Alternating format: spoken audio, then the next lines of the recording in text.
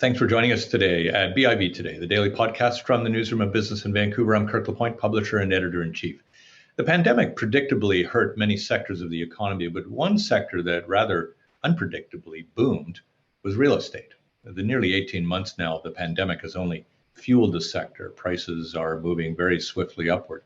What's been behind this, and why is there an actual issue of supply of housing for the available demand in an economy that's generally suffered? And what might happen next? For some of the answers to these questions, I've enlisted Nick Neacsu, who's one of British Columbia's authorities on real estate because he's one of its most successful realtors. He's an independent affiliate of the Angell Hasman organization in West Vancouver. Good to have you with us today, Nick. Welcome. Thanks, Kurt. Thanks for inviting me on your first episode. Really appreciate it. Yeah, good. Listen, let's talk a bit about what is going on in the market right now. Prices are rising, and supply is somewhat constrained. What's happened here?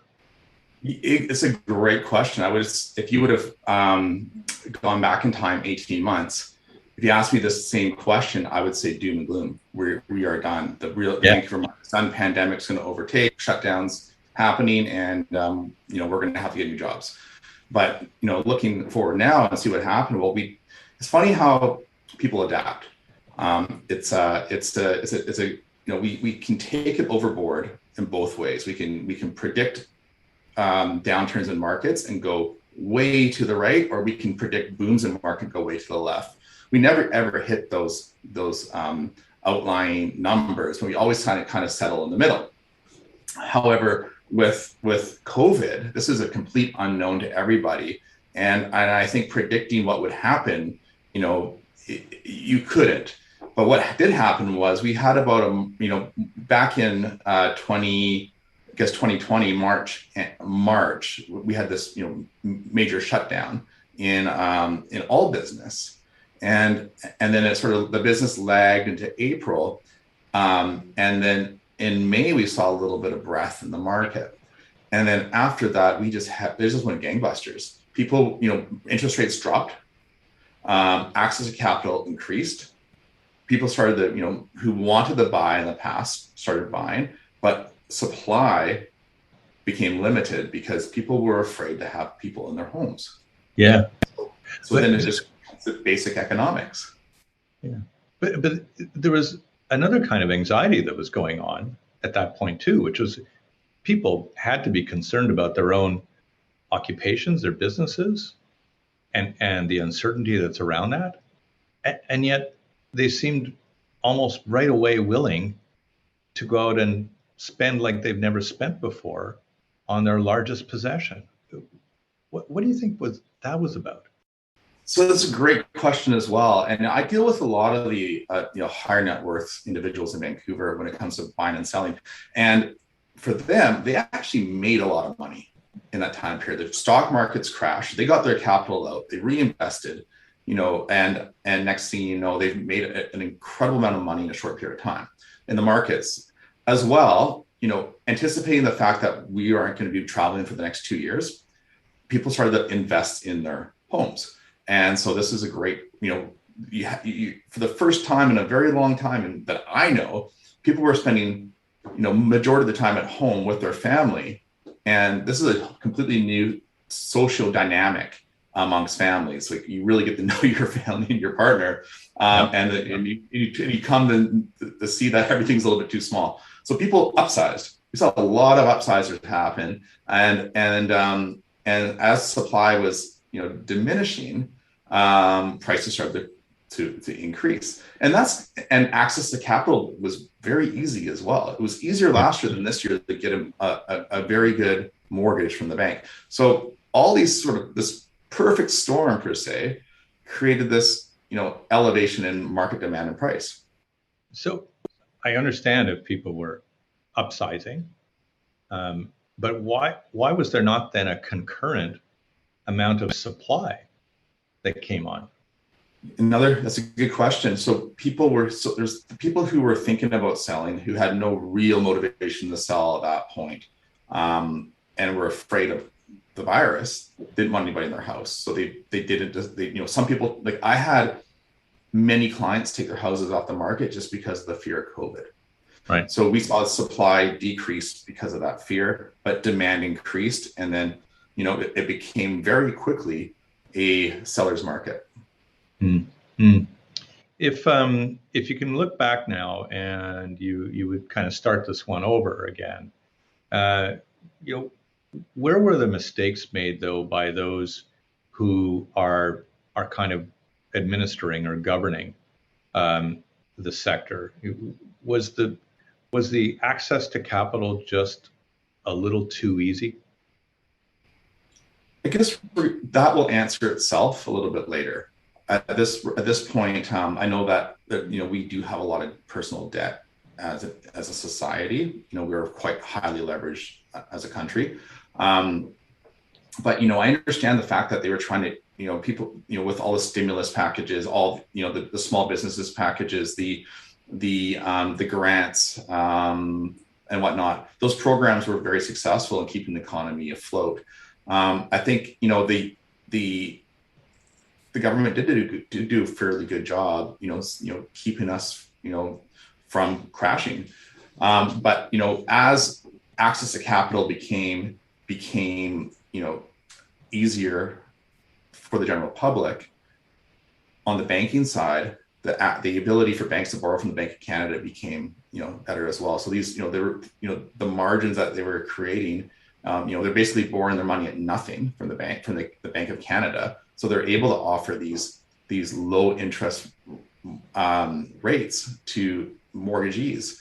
And you know, what banks want to do, they also want to you know, attract or take new market share from other banks. So other programs in the high net worth sector, you know, you didn't just get your mortgage, you actually had to do a personal investment in private banking in order to secure that, you know, 1.44% mortgage on $2 million, which is, I've never seen before.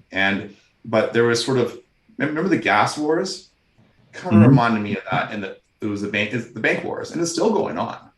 Yeah. I mean, you're of course one of the most successful people in the sector, and your specialization is exactly in this area of, you know, what I think we refer to as luxury homes with high net worth people. Did the market get distorted by their ability to you know, to just sail forward on this, and you know, did it affect other portions of the sector in a way that, you know, that we're only starting to understand now? I believe so. There are markets that performed extremely well, and I would say not all markets did during this time period. The downtown market, the downtown condo market, is still lagging. You know, back when its high was in 2016. Same as the West Vancouver market. The West Vancouver market has not caught up to the prices in 2016 yet, but they definitely narrowed the gap. North Vancouver, however, they've surpassed their 2016 numbers, and this is one of the markets that's really seen an uptick in their the housing price index. And one of the most surprising, I would say, figures is it has to be Tri-Cities and Fraser Valley. Areas like Langley City have seen you know, 15-20% easy increase year over year in pricing on the housing pricing index. But if you look at Vancouver as a whole on detached market, we're up 17% year over year. So that's, you know, that's a very quick increase in value. Yeah. You know, you often see that. That's back, you know, that's 2016 numbers in terms of percentages. Because if I can go back to the days just before the pandemic, I mean, the market wasn't particularly robust. There were some concerns that there was a little bit of a depression going on in some of the pricing. Clearly, the provincial government was trying to cool the market considerably and all of that. And it obviously just hasn't worked. Well, so November 2019, it was slow. The luxury market was very slow. It was tough to even get a showing on high-end properties going into Christmas. And, you know, it's we thought we were into the cycle where, we usually run a 7 to 10 year cycle in housing prices, and we thought we were sort of dipping again, sort of back to the 2018 like right after the 2016 bump, back to those figures where it felt the same. I mean, realtors on the front lines, you can feel the market change with the activity of your listings, and activity was way down, and sellers were starting to panic. So we were seeing people taking losses because we were coming to their year ends. This is the best time to take a loss if you had some offsets. So developers were taking losses, and that kind of also helps drive the price down in land and also in homes. I mean, it's hard. If you're looking at positives of the pandemic really reshaped our market. Will this last going forward? It's hard to say, but being 17% increase year over year, you can't sustain those numbers forever. There has to be a leveling off or a dip. Yeah. You mentioned earlier places like Langley City and Tri-Cities doing extremely well. Was that a consequence of people in, say, Vancouver looking at what the pandemic was doing in terms of their own lifestyle, maybe guessing that they might be able to work remotely a little bit more often, maybe even permanently, and just wanting space? And that was it. I mean, as work life changed and the whole idea of work life changed and it innovated. I mean, we saw an increase in the way that we were productive at work. That should have taken about 5 years, because of tech, increased in about 5 months. So we saw an exponential increase in technology and how we can adapt that to, productivity, which is the key, work at home. So yeah, that's exactly it. So this is one of the reasons why the downtown market suffered, was because people were selling their condos for $1 million and buying a townhouse out in the valley, and they could have a better quality of home life and be able to be as productive, or if not more productive, at home. And that is the number one driver for those markets, for sure. People leaving the core, and investors seeing that as well. So I have a lot of investors that bought in Langley City, Tri-Cities, Mission, all the way up to Chilliwack, investment condos, anticipating that that's where the people are going. Yeah. What I wonder about, Nick, is what's going to happen if, say, later this year, when maybe we're through, maybe we're into step 4 and, there's some kind of return to work going on in all places. What's going to happen then when a lot of these people who kind of fled the city, are going to find out that maybe they can't work remotely 5 days a week? Right? Will there be a sudden glut of properties in the surrounding communities? I don't think so. I think the leaders in the industry are adapting to what the people want now, what their employees want now. And there might be a middle ground, but I have clients that work, in executive Lululemon, for example, and they're not requiring their employees who are in the, who are not in the retail space to come to work every single day. They're working with them to keep that home life culture as a priority, so they can retain, their talent. Very competitive market in Vancouver for good talent, and the cost of losing an employee is very expensive.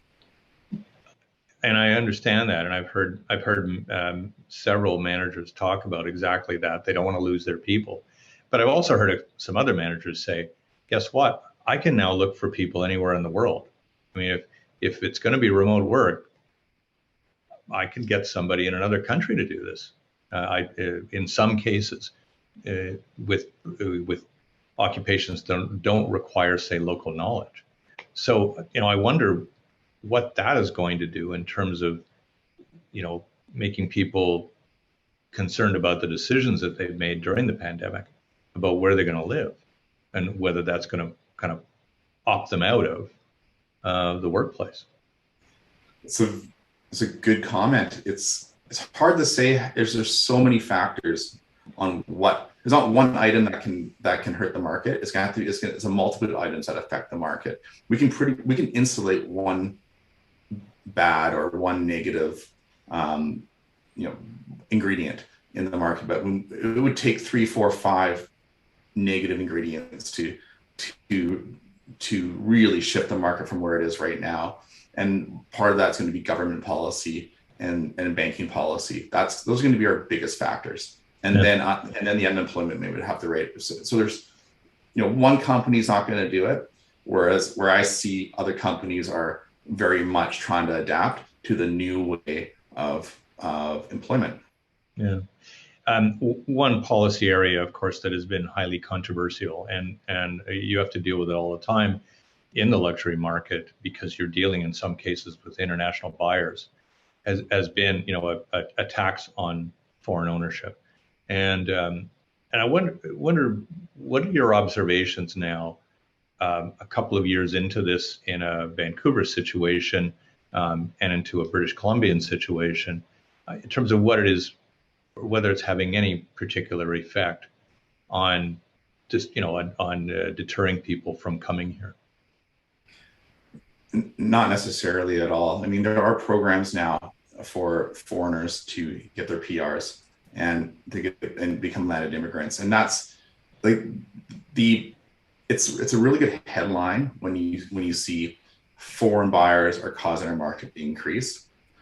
It's not the case at all. The people who are buying, they may be, first generation, but they have their proper paperwork, their PR status or their passports. So they're exempt from the foreign buyers tax. This is in the last 4 years, I've maybe been involved in 2 buyers who have been true foreign buyers who've paid, the high tax that we have. But we're talking, and that's in the, the $10-15 million price point where it doesn't really matter for them anyways. But for the most part, we rarely see a foreign buyer purchase right now. They're all landed immigrants and all residents. And that's one of the frustrations I have with the idea of seeing, if you see a foreigner or somebody who's not from Canada who's been immigrated here buy a property, right away it's foreign buyer. It's not the case. We have the same rights as they do, and they have the same rights as we do. And they're making they've brought money into our economy, into our country, and they're making a purchase on their own as being residents of our country. Yeah.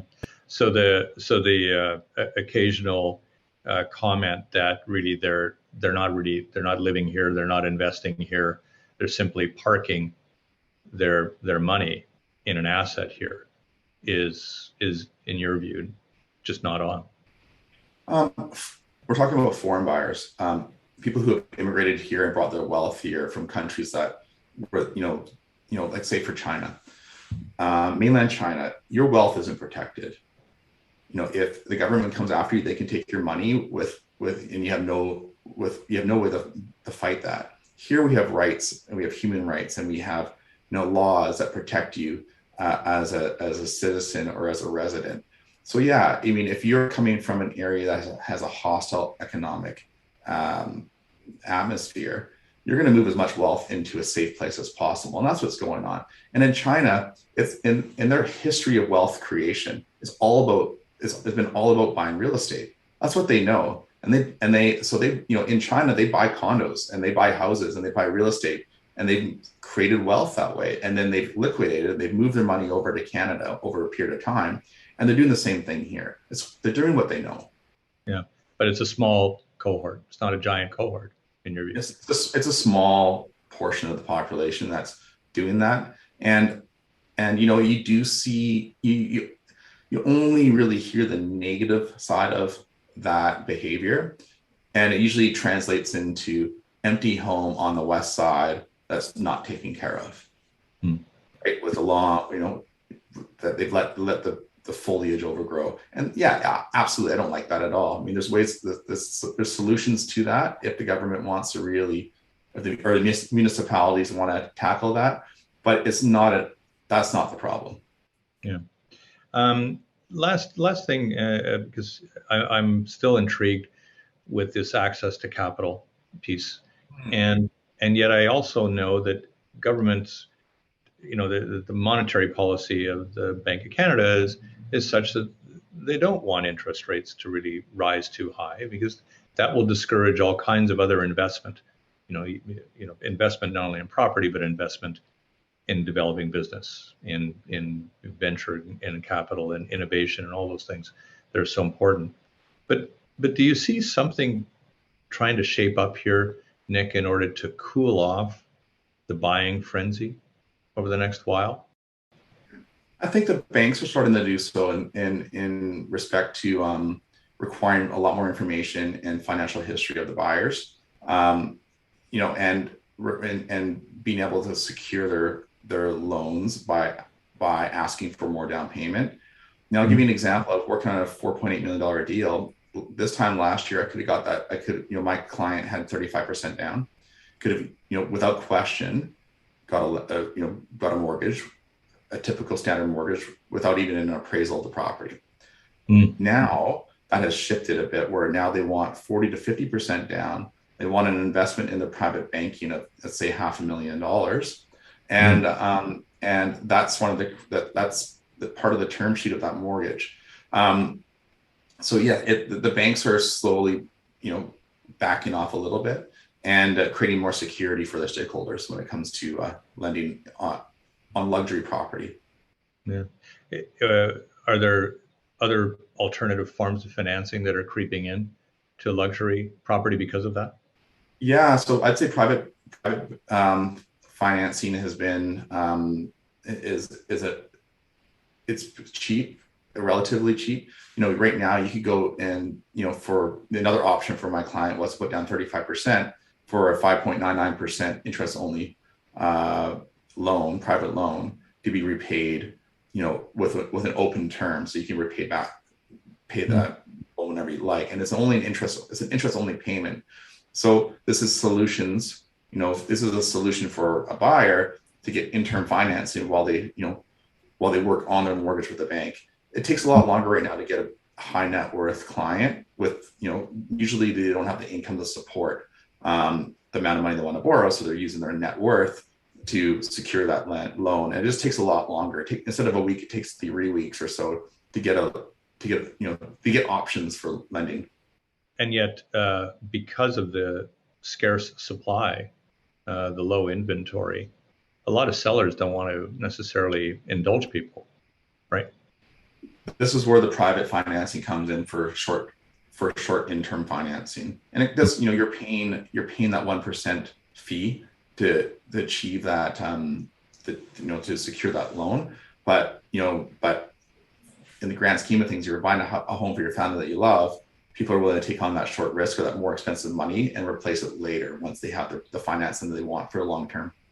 Well, Nick, it's been a great conversation. We touched a lot of bases here, and we'll explore that in more discussions to come. But thanks a lot for your time today, Nick. You bet. Thanks for having me. Appreciate it. Nick Neacsu is a real estate agent on the North Shore in West Van. He's one of the more prominent ones in the Lower Mainland right now. I'm Kirk LaPointe. I'm publisher and editor-in-chief of Business in Vancouver. Thanks a lot for watching. We'll see you again.